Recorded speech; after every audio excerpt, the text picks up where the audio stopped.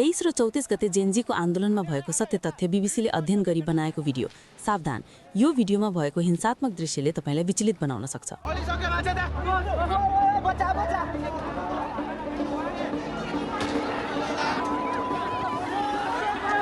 यस्तो छ पुलिसले लुकाएर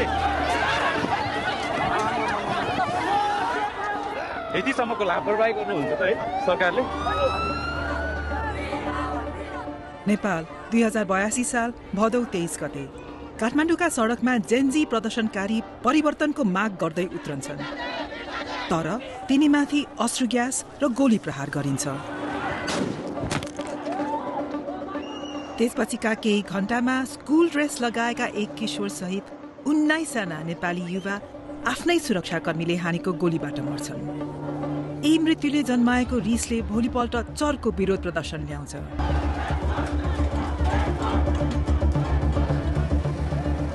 सडकमा खिचिएका 4000 भन्दा धेरै भिडियो, प्रदर्शनकारी तथा प्रहरीसँगका विशेष अन्तर्वार्ता र बीबीसी आईले मात्रै प्राप्त गरेको प्रहरी रेडियोको गोप्य अभिलेखका आधारमा हामीले ती 2 दिनका त्रासद घटनाको सूक्ष्म विवरण यहाँ प्रस्तुत गरेका छौं।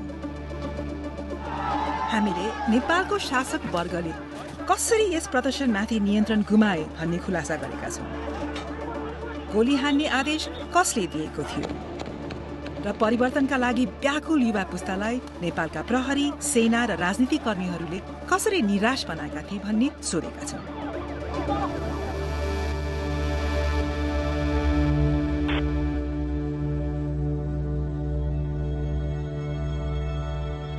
We wake up, work hard, pay taxes, but those in power, they keep on stealing.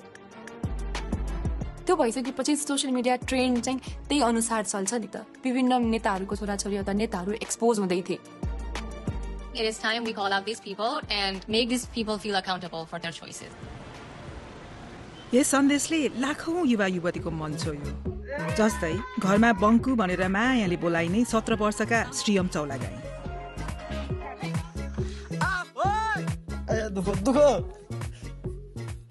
उनीसँग आमा बुवा गंगा कार्की र गणेश चौलागाईलाई अचम्म पार्ने राजनीतिक चेत थियो। म यसो कुरा घरमा गर्थेँ नि, आज यस्तो भयो उस्तो भयो, के बाबा कुरा गर्नुहुन्छ यस्तो कुराहरू होइन, यस्तो कुरो नगर्नु, यिनीहरू सबै फडा हुन्, फडा खाइसके देश सकिसक्यो भन्ने खालको कुरो चाहिँ गर्थ्यो। उसले हरेक न्युज हेर्दो रहेछ क्या, उसले त्यो कुरो मलाई थाहा थिएन। मभन्दा धेरै अपडेट हुँदो रहेछ न्युज हेर्न।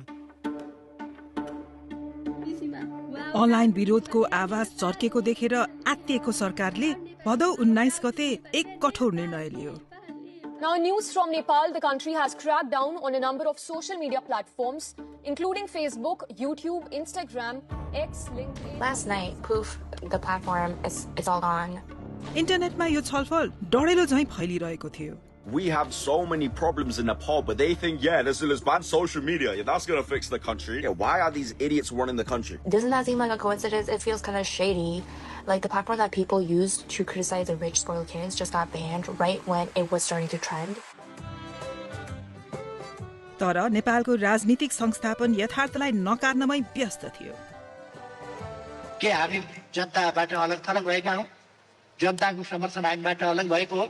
सही देश हो कि हामी जनताका बीचमा आशाका केन्द्र। यस्ता भाषण चलिरहे पनि स्थिति धेरै बदलिसकेको थियो। सरकारी प्रतिबन्धका बावजुद जेनजीले ह्याशट्याग र मीम शेयर गर्न तथा भ्रष्टाचार र कुशासन बारे रिस व्यक्त गर्न डिस्कर्ड र टिकटक जस्ता अरू मञ्च भेटाए। Sri Lanka did it, Indonesia did it.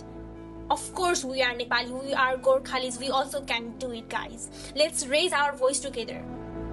केही दिनभित्रै देशव्यापी विरोधका योजना फैलिसकेका थिए।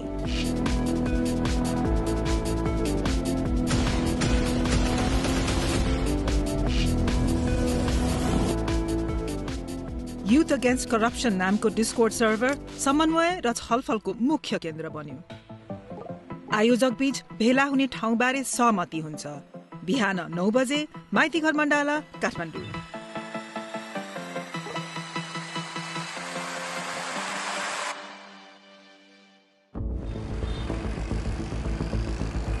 साढे 10 बजेतिर भीड़ मदन भण्डारी सडक हुँदै पूर्व लाग्छ।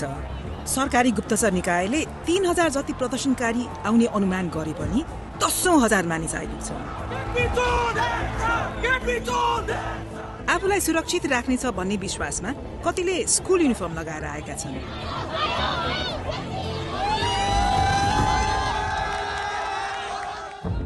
प्रदर्शनकारीहरू संघीय संसद भवनतिर जाँदैछन्, तर त्यहाँ पुग्नु अघि एउटा ब्यारिकेडले बाटो छेक्छ। करिब 200 प्रहरी र हजारौं प्रदर्शनकारीहरू आमुने सामुने छन्। त्यहाँको माहौल फेरिन थाल्छ।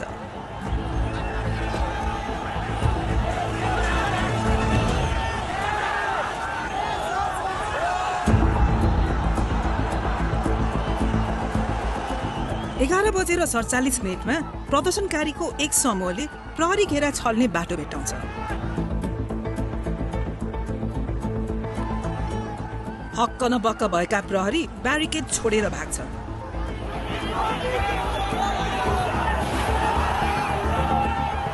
र भीड संघीय संसद भवनतिर हुत्तिन्छ।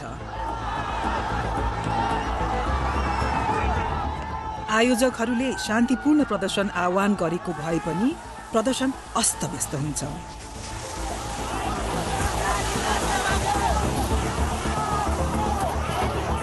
त्यसपछिको त्रासदीलाई पत्रकार तथा प्रदर्शनकारीहरूले खिचेको 4000 भन्दा धेरै भिडियो र तस्बिरले कैद गरेका छन्।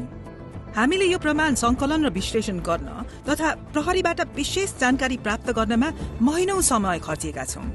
अब हामी तपाईहरू सामु संसद गेटको अगाडि भदौ 23 गते ठ्याक्क के भएको थियो भन्ने बारे अहिलेसम्मको सबैभन्दा विस्तृत विवरण प्रस्तुत गर्न सक्ने भएका छौं।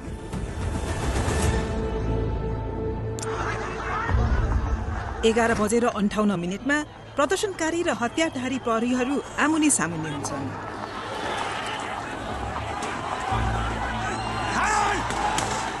अधिकांश भीड शान्त छ, तर अग्रपन्थीमा तनाव छताछुल्ल भएर हिंसा बन्छ।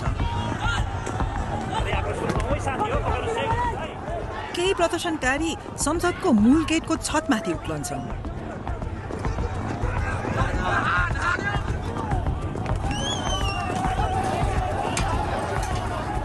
सवा 12 बजे एक समूहले पर्खाल तोड्छ।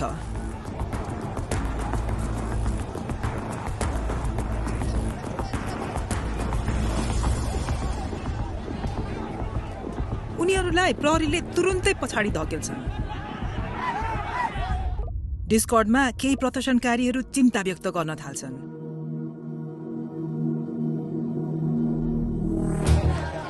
भिडमा हामी श्रीयमलाई देख्छौं।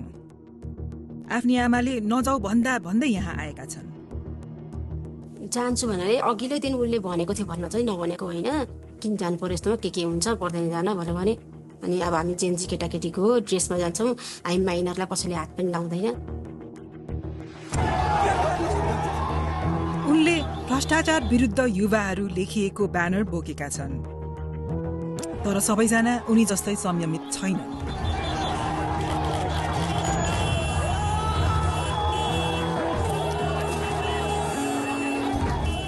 12:30 कर्फ्यू घोषणा हुन्छ। अब यो भेला गैर कानुनी बन्छ। फोनमा कुरा फैलिन्छ।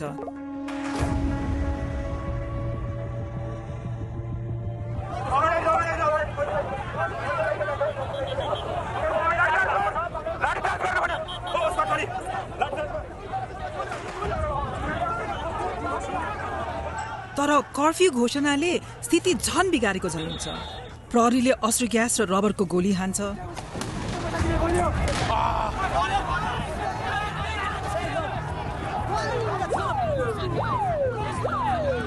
तर उनीहरूको कारबाही अस्तव्यस्त छ।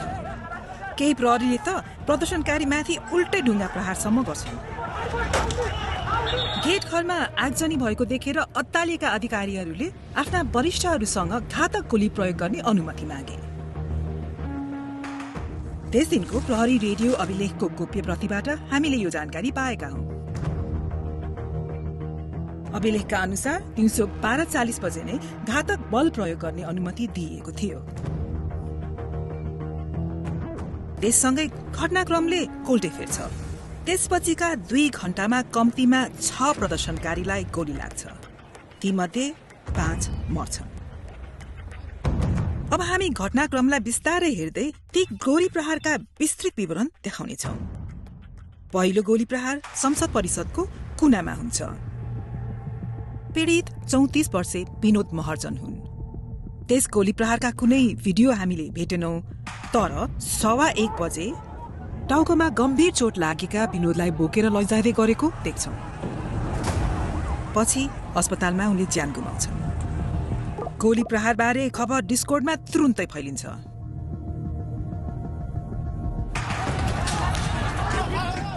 र सडकको रिस चुलिएर क्रोध बन्छ। प्रहरी अलमल्ल बनेको छ। एउटा समूहलाई गेट बाहिर चेपुवामा बारिएको छ।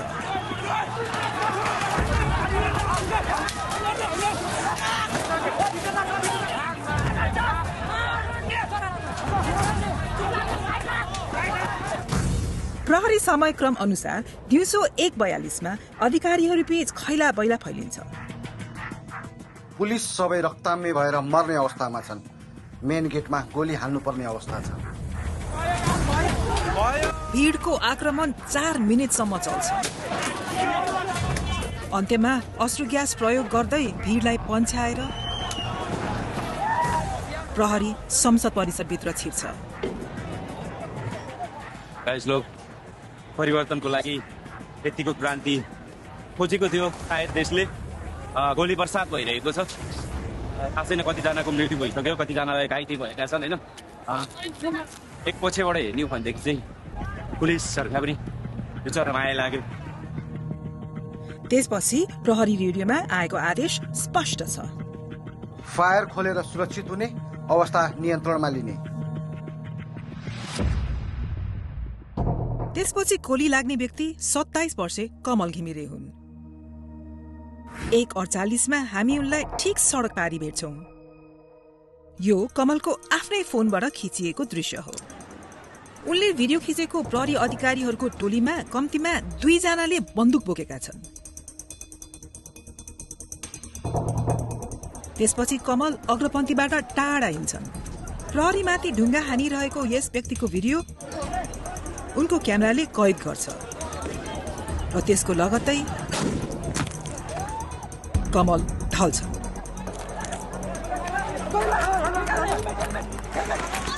हामीले यही घटना अर्को दृष्टिकोणबाट पनि भेटेका छौँ। कमल यहाँ छन्, ढुङ्गा हानिरहेका व्यक्ति र कमललाई गोली लागेको क्षण। उनको मेडिकल रिपोर्टका अनुसार गोली उनको बायाँ काखी मुनिबाट घुसेर पिठ्यूबाट बाहिर निस्केको थियो। गोली ठ्याक्क कसरी आइपुग्यो भन्ने यकिन नभए पनि कुन दिशाबाट हानिएको भन्ने चाहिँ देख्न सकिन्छ। त्यसले कमल घिमिरेले केही क्षण अघि मात्रै भिडियो खिचेको प्रहरीकै समूहतिर संकेत गर्छ। कमलको मेरुदण्डलाई गोलीले केही मिलिमिटरले मात्रै नछोएको थियो। उनी बाँचे। झन्डै त्यही क्षणमा त्यहाँबाट 200 मिटर पछिमा अर्का युवालाई गोली लाग्छ। यी हुन् त्यसै दिन केही बेर अघि देखिएका 22 वर्षे रसिक खतिवडा। उनको टी सर्टमा लेखिएको छ, हामी नेता चाहन्छौं, लुटेर होइन। रसिकलाई ठ्याक्क कुन बेला वा कहाँबाट गोली हान्यो भन्ने हामीलाई थाहा छैन। तर दिउँसो 1:53 बजे रसिकलाई बोकेर लगेको यो दृश्य एक प्रदर्शनकारीको फोनले खिचेको रहेछ। उनको छातीमा गोली लागेको थियो। यसै चोटले उनको ज्यान लग्यो। उनी 22 वर्षका थिए।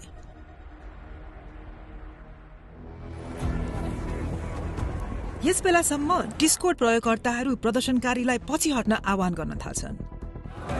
तर 21 वर्षे सुलभराज श्रेष्ठ संसद परिसरको गेटमै बस्छन्। उनले भ्रष्टाचार अन्त्य गर लेखेको कागज बोकेका छन्। नीलो झोला बोकेका उनलाई हामी यहाँ गेटको झडप हेरिरहेका देख्छौं। केही सेकेन्डमा केही पाइला पर यस्तो छ पुलिसले लुक एट इट। सुलभको मृत्यु हुन्छ। उनलाई अब बचाउन सकिन्न भन्ने लागेपछि प्रदर्शनकारीले सुलभलाई गेटसम्म पुर्याउँछन्। उनको शरीरलाई सडकमा राख्छन्, प्रहरीको ठिक अगाडि। र नेपालको झण्डा उडाइदिन्छन्।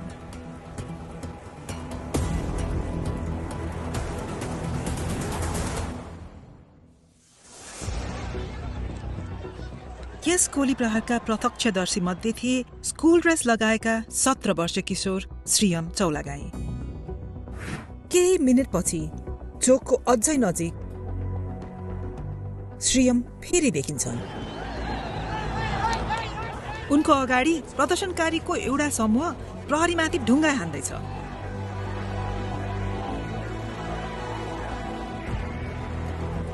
यहाँको हिंसाबाट तर्केर श्रीयम चोकतिर फिर्ता हिँड्छन्। यिनै उनका अन्तिम पाइला हुन्छन्। केही बेरमा अर्को फोनले यो दृश्य कैद गर्छ जुन नेपाल भरि भाइरल हुन्छन्।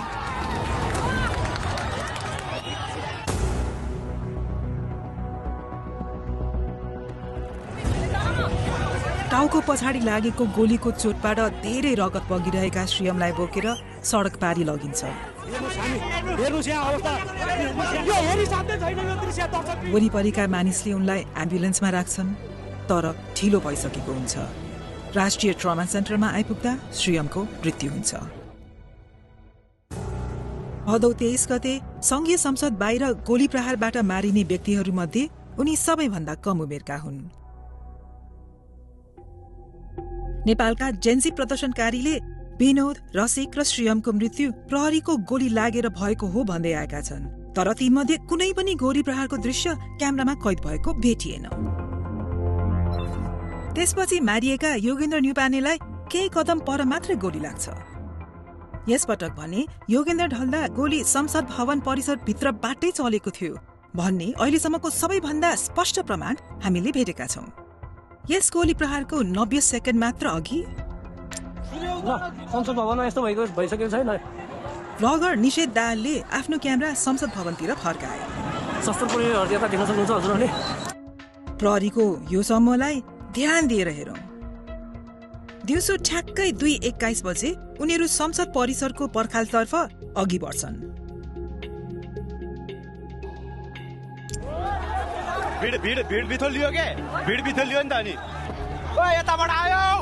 केही सेकेन्ड पछि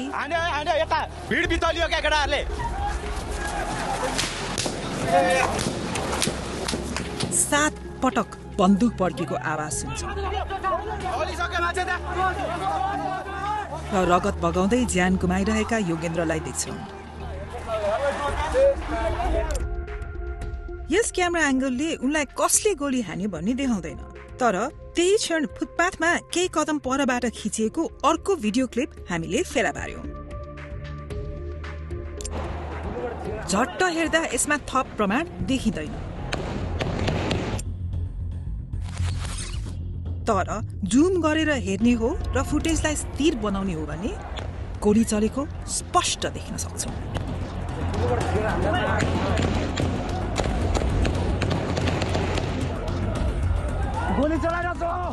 त्यसको 15 सेकेन्ड पछि प्रहरीको त्यही टोली झैं देखिने समूह मैदानको कुनातिर अघि बढिरहेको दृश्य तेस्रो क्यामेराले कैद गर्छ। प्रहरीले संसद परिसरभित्रबाट गोली प्रहार गरेर निहत्था प्रदर्शनकारीलाई मारेका थिए भन्ने संकेत गर्ने यही नै हामीले भेटेको सबैभन्दा स्पष्ट प्रमाण हो। प्रदर्शनकारी जहाँ लुक्न सके त्यही लुके। चोटका कारण योगेन्द्रको मृत्यु भयो। उनी 24 वर्षका थिए।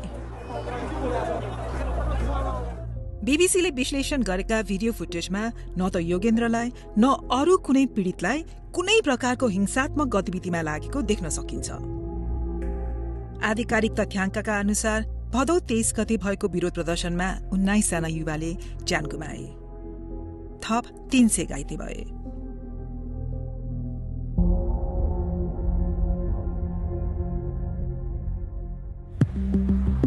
प्रहरीले आफ्नै नागरिकमाथि गोली चलाउने अवस्था कसरी बन्यो त?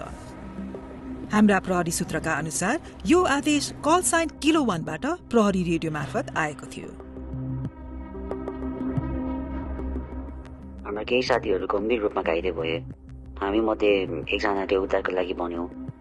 किलो 1बाट गोली चलाउने आदेश आयो। प्रहरी सूत्र र हामीसँग रहेको अभिलेखका अनुसार कल साइन किलो 1ले प्रहरी रेडियोमा उक्त आदेश दिएका थिए। तर किलो 1 प्रहरी चेन अफ कमान्डको सर्वोच्च ओहदाका व्यक्ति थिएनन्। प्रहरी रेकर्डले देखाए अनुसार बल प्रयोग गर्ने पहिलो आदेश पिटर 1 कल साइनका उच्चतम अधिकारीबाट आएको थियो। कर्फ्यू लागिसकेको छ, आदेश माग गरिराख्नु पर्दैन, आवश्यक बल प्रयोग गर्ने। पिटर 1 प्रहरी महानिरीक्षक चन्द्रकुपेर खापुङ थिए। उनले घटनाका लागि आफू जिम्मेवार नभएको बताएका छन्। नेपाल प्रहरीले हामीलाई दिएको जवाफ अनुसार बल प्रयोग गर्ने निर्णय काठमाडौँ जिल्ला सुरक्षा समितिबाट आएको थियो। प्रहरीका अनुसार समितिले बल प्रयोग गर्ने निर्णय दिनु अघि प्रहरी महानिरीक्षक खापुङले त्यस प्रकारको कुनै आदेश दिएका थिएनन्। अन्य प्रहरी अधिकारीले गोप्य सूचना संकलन, तालिम र निर्देशनमा गल्ती भएको स्वीकारेका छन्। आफूलाई सहयोग नगरेकोमा उनीहरू नेपाली सेनालाई पनि दोष दिन्छन्। तर धेरैजसो प्रहरी त्यस दिनको घटनाबाट विक्षिप्त छन्। त्यो दिन भिड नियन्त्रण गर्नुको सट्टा हाम्रो टिमले उनीहरूलाई शत्रु जस्तै ताकेर गोली चलायो।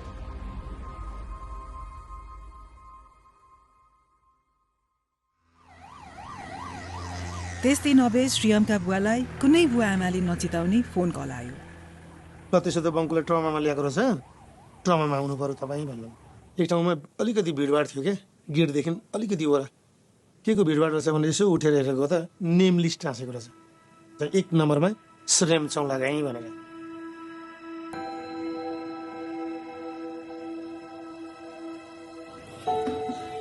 घरमा इन्ट्री हुने बित्तिकै अब वाइफले के सोध्यो भने बिरामी लिएर आउँछु भनेर जानुभएको, बङ्कुची खै त तपाईँ एक्लै आउनुभयो त? अनि मैले ट्रिटमेन्ट हुँदैछ, चोट रहेछ, ट्रिटमेन्ट हुँदैछ, एक्लै उसलाई किन छोडेर आउनुभएको त ट्रिटमेन्ट भइरहेको बेलामा भनेर भन्ने खालको क्वेसन गर्यो होइन। तर म ठगिरहेको छु होइन, म कसरी बसेँ होला। यस्तो रक्तपातपछि पनि प्रधानमन्त्रीको हट कायमै रह्यो। धेरैले चाहिँ नै प्रधानमन्त्रीको राजीनामा तत्काल चाहियो भनेर प्रमुख प्रतिपक्षी दल लगायत सडकमा बसेर मागेर भएर नि प्रधानमन्त्रीले अहिले राजीनामा दिनुभयो। यस्तो हटको सामना गर्नु परेपछि केही प्रदर्शनकारीहरूले वैकल्पिक उपाय सुझाउन थाले।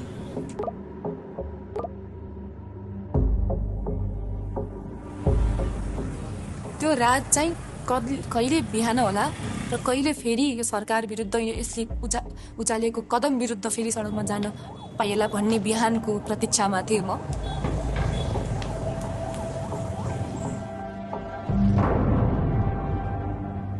बिहानको मिरमिरेसँगै क्रोध विस्फोटित हुन्छ।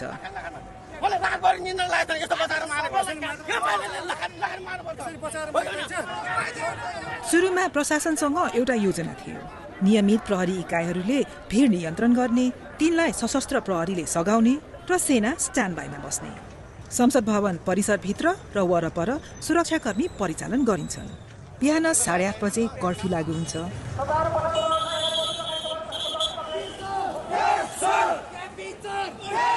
तर भिड पछाडि हट्दैन। आज पनि रक्षा भिड बीच नै छिन्। प्रदर्शनकारीहरू संसद भवनतिर अघि बढ्दै गर्दाको यो दृश्य उनको फोनले खिचेको हो। फेरि गोली चलाउन थालिसकेको छ संसद भवन अगाडि। 9 बजेसम्म त अवस्था निकै बिग्रिन थाल्छ। भिड आक्रामक बन्छ।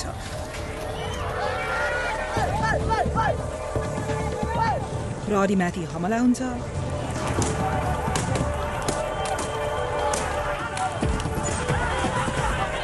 राजनीतिक नेताहरूको घरमा तोडफोड हुन्छ।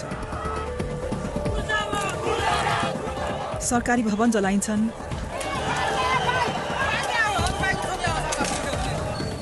सत्ता निकट ठानिएका व्यक्तिहरूको निजी सम्पत्ति पनि तारुन पर्छन्।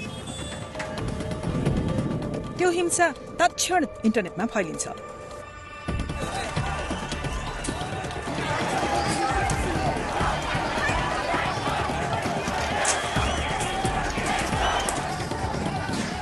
प्रहरी भन्दा धेरै ठूलो छ। प्रहरीको उपस्थिति पातलो छ। सशस्त्र प्रहरी बल र नेपाली सेनाबाट पाइने भनिएको सहयोग कहिले नआएको प्रहरी अधिकारीहरू बताउँछन्। दिउँसो 1 बजेतिर प्रहरीले भिडलाई नियन्त्रण गर्ने प्रयास त्यागेको चाहिँ देखिन्छ। 2 नम्बरमा आफ्नो हतियार त्यसपछिबाट आएर सन्तार सेट त्यसपछिबाट भेहिकलहरू र आफ्नो सेफ्टी आफ्नो टोलीको सेफ्टी गर्ने त्यस्तै हो। 102टा कुरा मेन प्रायोरिटीमा राखेर काम गर्ने।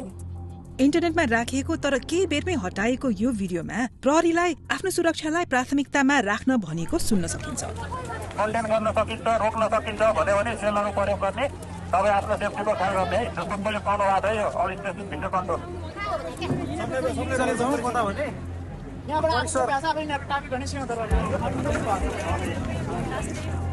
प्रहरीले मैदान छोडेपछि कोलाहल छाउँछ।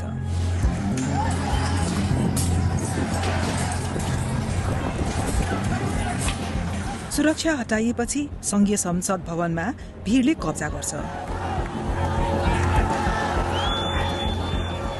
दिउँसो 2 बजेसम्ममा भवन उनीहरूको अधीनमा हुन्छ।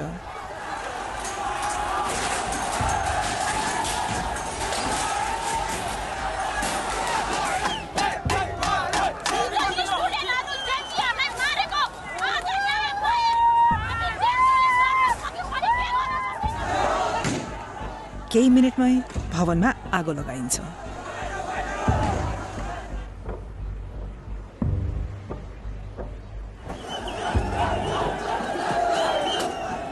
भीड सर्वोच्च अदालतभित्र प्रवेश गर्छ र सिंहदरबारको ऐतिहासिक भवन परिसरमा पनि। खतरा तरिकाले दौड्दै आकाशमा सेनाका हेलिकप्टरले फन्को मार्छन्। आगजनी गरिएका भवनहरूबाट नेताहरूलाई उद्धार गरेर सुरक्षित स्थानतर्फ लैजान्छन्।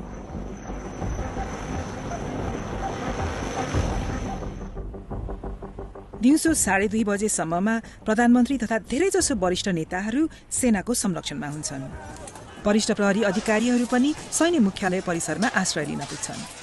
सडकमै छोडिएका तल्लो दर्जाका सुरक्षाकर्मी अब भिडको निशानमा पर्छन्। तीमध्ये केहीको वर्दी च्यातिन्छ, सार्वजनिक बेइज्जती गरिन्छ।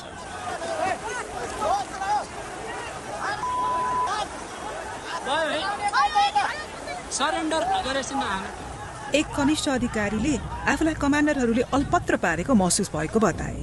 कनिष्ठका रूपमा आक्रमणमा परेको बेला हाम्रा वरिष्ठ र नेतृत्वले साथ दिन्छन् भन्ने अपेक्षा थियो, तर हामीलाई एक्लै छोडियो। आवश्यक कदम चालिएन। हामीले आफूलाई अभिभावकविहीन महसुस गर्यौं। उनीहरूले आफूलाई त जोगाए, तर के गर्ने, के भइरहेको छ भन्ने बारे हामीलाई जानकारी समेत दिएनन्। आगजनी र विध्वंसका घटना पछाडि केही राजनीतिक समूहहरूको हात रहेको आक्षेप व्यापक रूपमा फैलिएको थियो, तर हामीले न ती आक्षेपका सत्यता पुष्टि गर्न सक्यौं न तीलाई नकार्न सक्यौं। हिंसा काठमाडौँ बाहिर फैलिन्छ, देशभरि छाउँछ।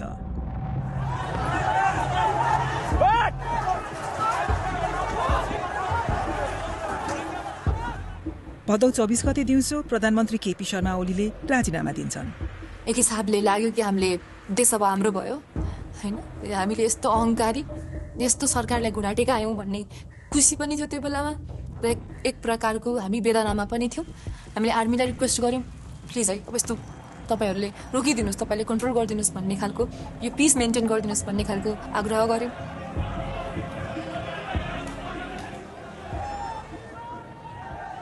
तर साँझसम्मै अराजकता जारी रहन्छ।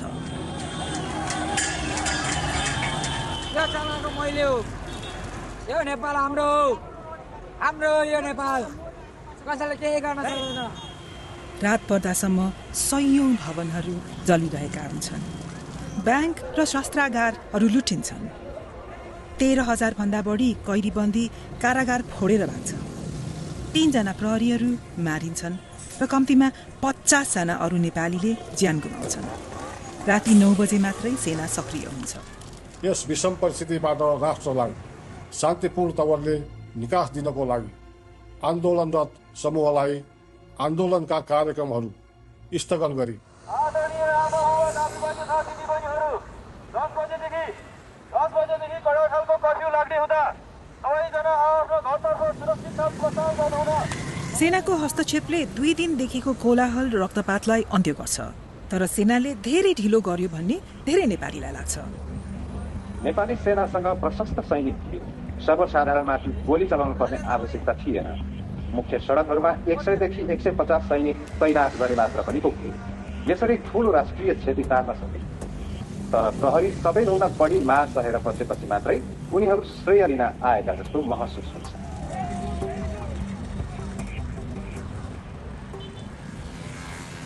डिस्कोर्डको च्यानलमा अब 1 लाखभन्दा बढी मानिस थिए। 48 घण्टा अघि मात्रै उनीहरू विरोध प्रदर्शनको योजना बनाउँदै थिए।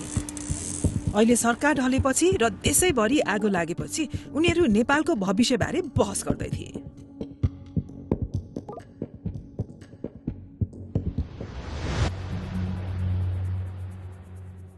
Sushila Karki, a former Supreme Court Chief Justice, was sworn in after protesters forced her predecessor from office. सेनाले लागू गरेको शान्ति कायम रह्यो। भदौ 27 गते नेपालले नयाँ प्रधानमन्त्री पायो।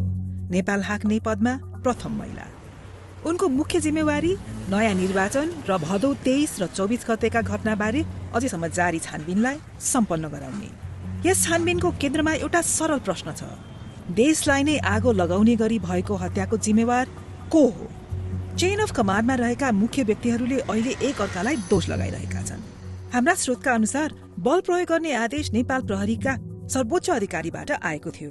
कल साइन पिटो 1 तत्कालीन आइजिपी चन्द्रकुबेर खापुङबाट। तर खापुङले जोड दिन्छन् कि त्यसबेला सुरक्षाको जिम्मा काठमाडौँका प्रमुख जिल्ला अधिकारी छविलाल रिजालको थियो। रिजालले घटनाबारे जिम्मेवारी लिन अस्वीकार गरेका छन्। गृहमन्त्री रमेश लेखकले पनि कुनै जिम्मेवारी स्वीकारेका छैनन्। तत्कालीन प्रधानमन्त्री केपी ओली समेत आफूले कुनै गल्ती गरेको मान्न तयार छैनन्। अनि जिम्मेवार हुनुपर्छ भने कुन देशमा जिम्मेवार को हुन्छ? रङ्गभेदका कारणले घाँटी थिचिएर मर्दा राष्ट्रपति जिम्मेवार हुन्छ कि? प्रहरी र नेताले जिम्मेवारी पन्छाइरहँदा घटनामा ज्यान गुमाएका व्यक्तिका परिवार शोकमा डुबेका छन्।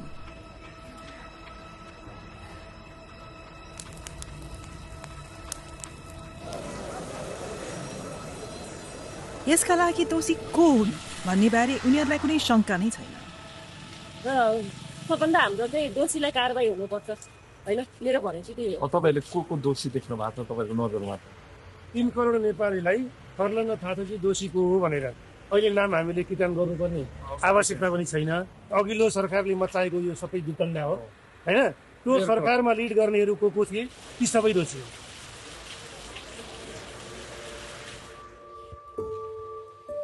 हाम्रो सबै सपना छुरै भयो। उनीहरूको लागि त एउटा विद्यार्थी गयो, हाम्रो लागि त एउटा संसारै गयो। भित्रै मलाई रुनै आउँदैन क्या, मलाई गफ गरिराख्नु मन लाग्छ क्या। यही छ भन्छु अनि म उसँग गफ गरिराख्छु। कतिखेर आउँछ छिटो आइज, मेरो मनमा त्यही मात्रै घुमिरहेको छ। स्कुलको ड्रेसमा मात्रै झन्झक आउँछ बिहा बोकेर आइपुग्छ भनेर। मैले त छैन भनेर मैले एक्सेप्ट पनि गरेको छु। अस्ति एक दिन सपना देखेको थिएँ, भगवान्सँग बिटा थापेर मागेको थिएँ। यसरी आइजन भन्दै यसो गर्दै मागेको थिएँ। त्यसरी आएको त हुन्थ्यो।